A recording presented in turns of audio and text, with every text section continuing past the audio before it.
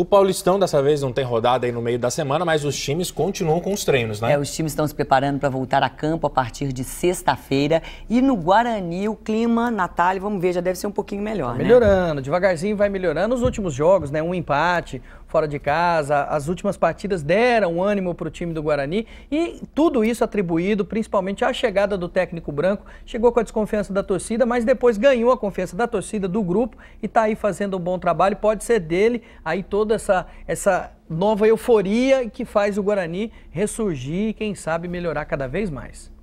A rotina dele é assim, sobe ao campo antes que todo mundo, caminha pelo gramado, conversa com os auxiliares, brinca um pouco com a bola e faz até gol.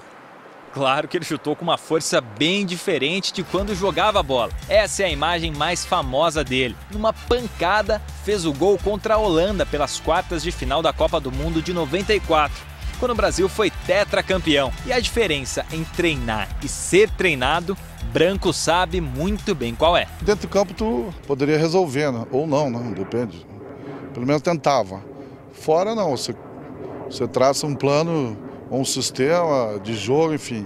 E às vezes as coisas não acontecem da maneira que você planeja, né? O Guarani é o terceiro time do técnico Branco. E ele chegou aqui numa situação bem complicada. A equipe tinha apenas 1 ponto no campeonato. Mesmo assim, ele apostou e tem dado certo. O astral mudou.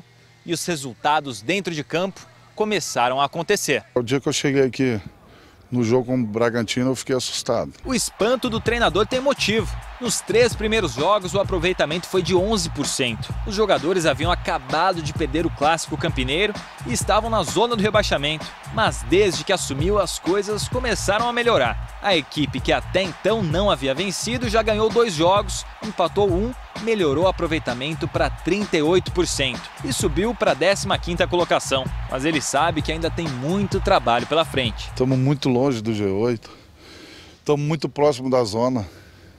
Temos que ser realistas, é pé no chão, humilde. Os jogadores também estão mais à vontade. Felipe Melo, de 17 anos, estreou como profissional nos campos pelas mãos de Branco e até se emocionou ao comentar. Cara, eu sonhava com tudo isso, velho. Tava na taça, fui o único que no último jogo estava no banco e fui chamado para treinar com o profissional. Clima bem mais animador para um clube que está se reerguendo. O técnico Branco sabe que ainda tem muito a fazer, mas vê um futuro melhor para o Guarani. Está numa retomada em todo sentido, não só na parte técnica como administrativa, até porque o Guarani tem uma grande torcida e tem que estar na Série A, não na C, né?